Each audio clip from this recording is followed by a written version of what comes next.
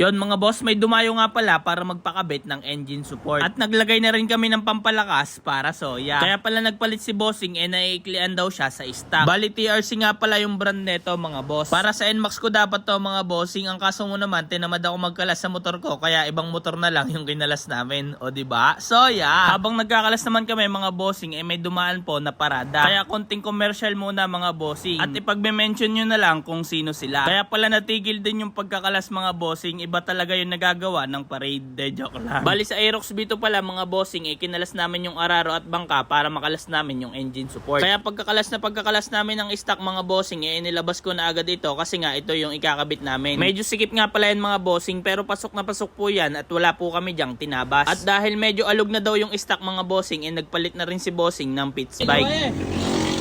Oh.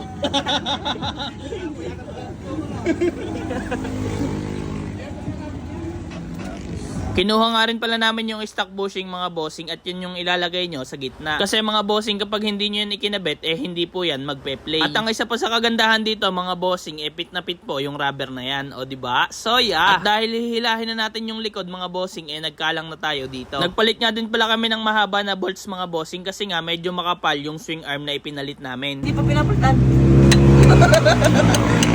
Ay ko.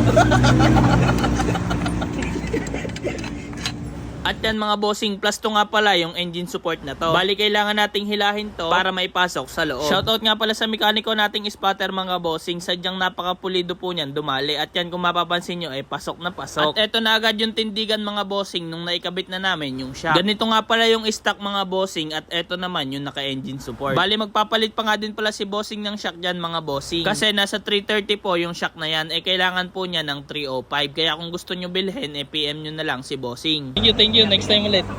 Thank you sa engine support.